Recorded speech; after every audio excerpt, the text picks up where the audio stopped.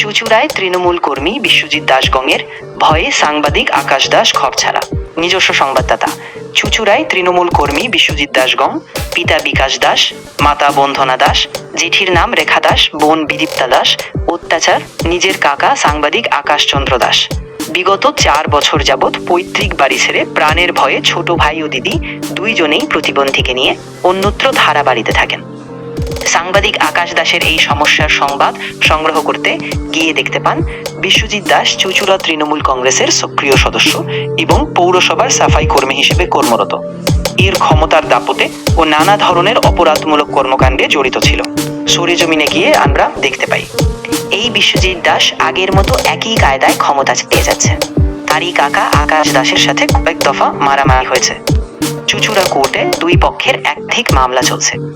এই দিকে অসহায় আকাশচন্দ্র দাস ন্যায় বিচারের আশায় পথে পথে ঘুরছেন। অন্যদিকে বিশ্বজিৎ দাস নতুন ঘর করে এসি সহ অন্যান্য ডেকোরেশন যুক্ত বাড়িতে আরাম-আয়েশ করছেন। আমরা হিমশিম খেয়ে গেছি বাড়ির মাঝখানের গেটের তালা খুলতে। বিশ্বজিৎ দাস জ্যেষ্ঠিমা, তার মা, বোন সহ একই কথা, তালা খুলবে না। অবশেষে তালা খুলে বাড়ির আশেপাশের ভিডিও ও ছবি ধারণ করতে পেরেছি। সচেতন মহলের কাছে প্রশ্ন, তৃণমূল কংগ্রেস কর্মী বিশ্বজিৎ দাস বর্তমান বিজেপি সরকারের আমলেও এত ক্ষমতার উৎস কোথায় থেকে পাচ্ছে? আসুন আমরা এই খবরটি বিশদভাবে আকাশ বার্তার মাধ্যমে শুনে নিই।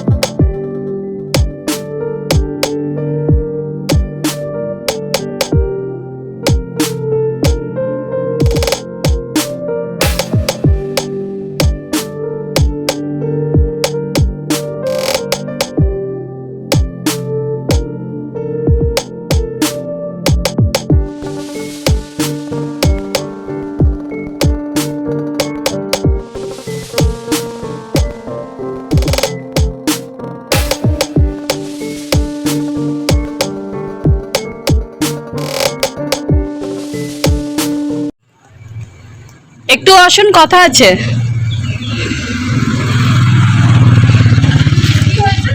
একটু আসুন।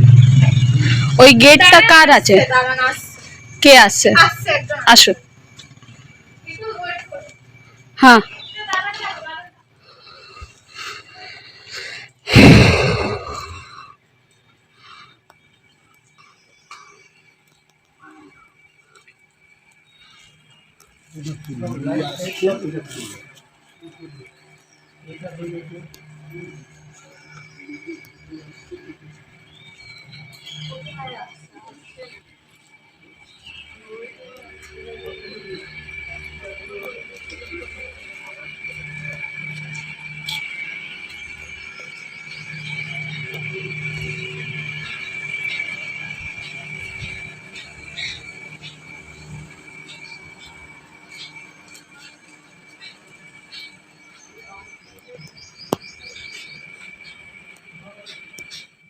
হ্যাঁ, এটা হচ্ছে ওই একটা ইস্যু দিচ্ছে।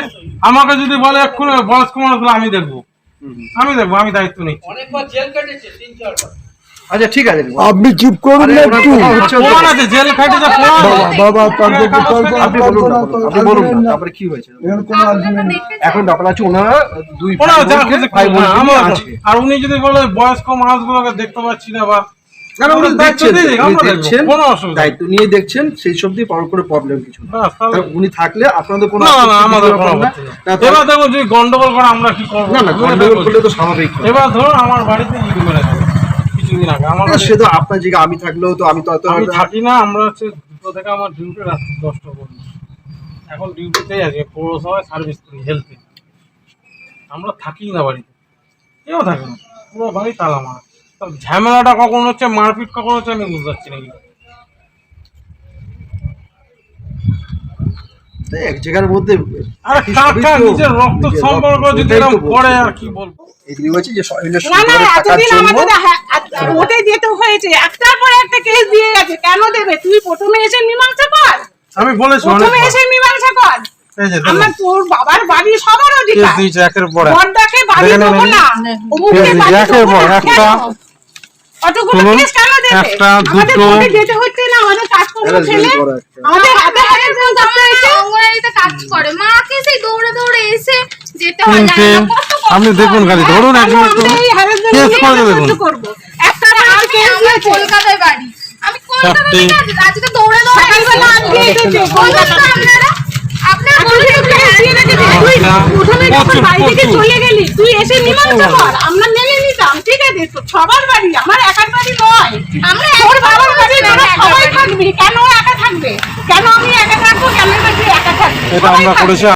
এইখানে ঘর ছিল, দুটি ঘর, তিনটি রুম আর একটা চৌঘর ছিল। এই রুমটাকে ডিস্ট্রয় করা হয়েছে, আপনি দেখতে পাচ্ছেন। এই রুমটাকে ডিস্ট্রয় করে আর নিজে ভালোভাবে ফ্ল্যাটের মধ্যে থাকছে, রুমের মধ্যে থাকছে ভালোভাবে, কিন্তু এই রুমগুলোকে ভাঙা হয়েছে। ভেঙে ওরা মানে নিজস্ব এমনি আন্ডারে রেখেছে। আপনি দেখতে পাচ্ছেন বিশ্বজিৎ দাস নিজের আন্ডারে এই জায়গাটাকে রেখেছে আর জোর করে রেখেছে। মুখ্যমন্ত্রী ও শুভেন্দু অধিকারী বলেছে যার যার বাড়ি তার চলে যাবে 2 মাসের মধ্যে। আপনার বাড়িটা কোথায়? আমার বাড়ি এই চুচুড়ো ধরমপুর নারায়ণ চ্যাটার্জি বাড়ি, এটা বাড়ি। আচ্ছা, এবং বাবার পৈতৃক বাড়ি, বাবারই বাড়ি, আমার বাড়ি না, বাবার বাড়ি জ্যোতিষচন্দ্র দাসের। 7 জন ভাগ, আচ্ছা। 7 জন ভাগ। ভাগাভাগি হয়ে গেছে? না, ভাগাভাগি হয়নি, আনপ্রপার্টি ভাবে একদিন দানপত্র করেছে। তার মধ্যে 2 কাঠা জমির মধ্যে 4টে ঘর ছিল, তারপর সোনা গোনা খাট আলমারি ছিল, সমস্ত লুটপাট চালিয়েছে। কোথায় আছে ওটা? ওটা আমাদের ওই পেছনে, যেটা গেট খুললেন, ওখানে ঘর ছিল, প্ল্যান করা বাড়ি। আপনাদের কাগজ দেখিয়ে দেবো, আজকেই দিয়ে দেবো, আজকেই দিয়ে দেবো প্ল্যান করা বাড়ি। পুলিশ এবং বিধায়ক আমার বন্ধু, সে বলেছে আসুন, আপনি তারপর কোনো গন্ডগোল হলে জানাবেন আমাকে। সুবির না। আচ্ছা, আপনি এখান থেকে চলে গেলেন কেন? এখানে বউকে মারছে, মেরে ফেলতো।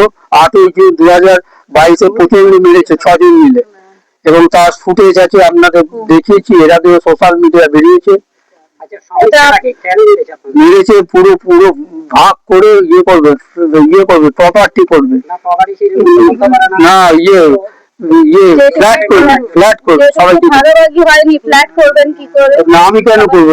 অপরদিন পার্টি করবো। মারপিট হয়েছিল তখন কোন রকম? না, আমি ছিলাম না মারপিটের সময়, বাইরে ছিলাম। বউকে মারছিল 6 জন মিলে, তার ভিডিও ফুটেজ আবার দিয়ে দেবো, কালকে থেকে দেখতে পাবেন টিভিতে। আপনার সাথে কে কে থাকে?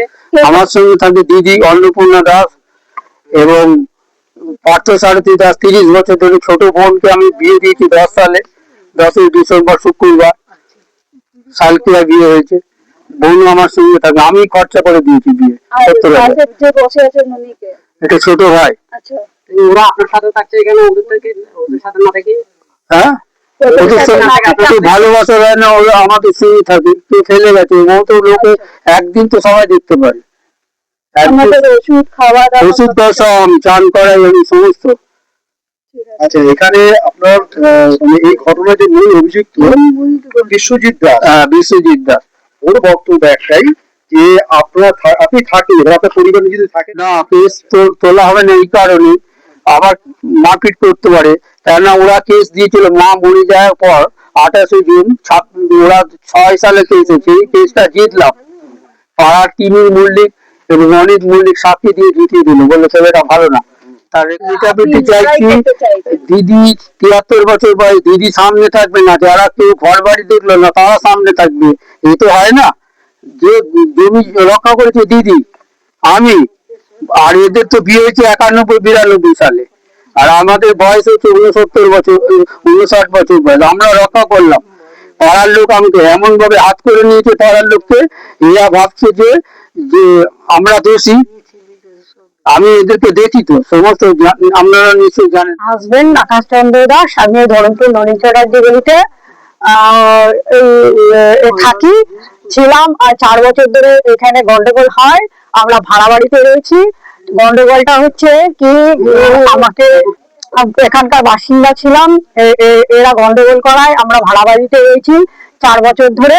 আর বিশ্বজিৎ দাস, বন্দনা দাস, বিশ্বজিৎ দাস, হ্যাঁ বন্দনা দাস হচ্ছে আমার যা, তারই ছেলে হচ্ছে বিশ্বজিৎ দাস।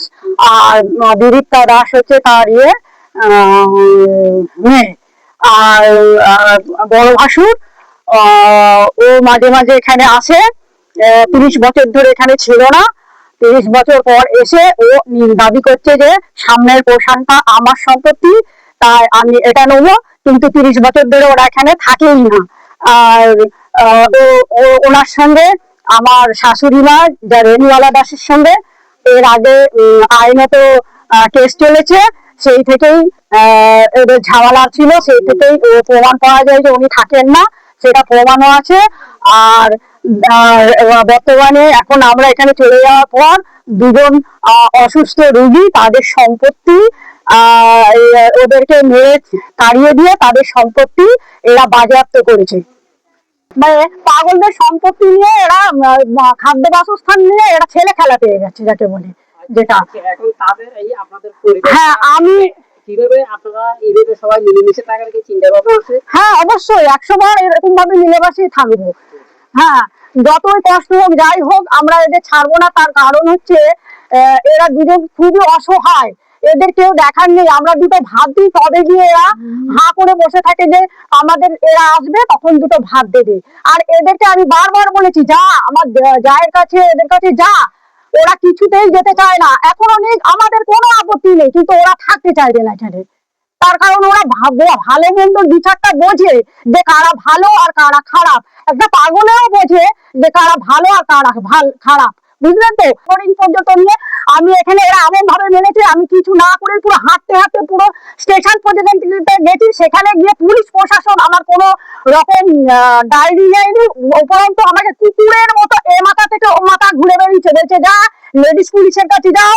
লেডিস পুলিশের কাছে যাচ্ছি তো ওইখানে যাচ্ছি, ও বলছে না আমার আপনার ওপেন ইয়ে এসছে, আপনার নিয়ে নেওয়া যাবে না, ডায়েরি নেওয়া যাবে না, আপনি তো অসুস্থ। আমি অসুস্থ হয়ে গেছিলাম, ঘুরে ঘুরে অজ্ঞান হয়ে গিয়েছিলাম, যে এখান থেকে হ্যাঁ এই যে মেরেছে অকারণে, যে সম্পত্তি নিয়ে ওরা আমি নাকি বেশি কথা বলছি, এদের হয়ে উপযুক্ত কথা বলেছি বলে আমি বেশি কথা বলছি। দুটো অসহায় মানুষের বিরুদ্ধে আমি লড়ছি বলে বেশি কথা বলেছি, তার জন্য আমাকে বিনা কারণে মারলো। তখন প্রপার্টির কোনো উল্লেখ ছিল না। যখন মেরেছিল আপনি মেডিকেল করেছিলেন? হ্যাঁ মেডিকেল আমি অজ্ঞান হয়ে গেছিলাম, তো ওখানকার একজন টোটোওয়ালা আমাকে নিজে নিয়ে গিয়ে হসপিটালে ভর্তি করে দিয়েছে। এই ছেলেটা যে আমাকে মারলো বিনা কারণে, তাই এর শাস্তি হলো না কেন? আমি প্রশাসনের কাছে এটা জানতে চাই, এর কি শাস্তি আছে? আর আমরা যে এটা 4 বছর হয়েছে একটা নারী নির্যাতন হয়েছে, তার বিরুদ্ধে কোনো প্রোটেক্ট নেয়নি পুলিশ। আমি এটা শাস্তি চাই। আর এরা কি চাইছে? এরা চাইছে যে হ্যাঁ নিজেরা ভালোভাবে বসবাস করবো আর অসহায় মানুষগুলোকে হেনস্থা করবো।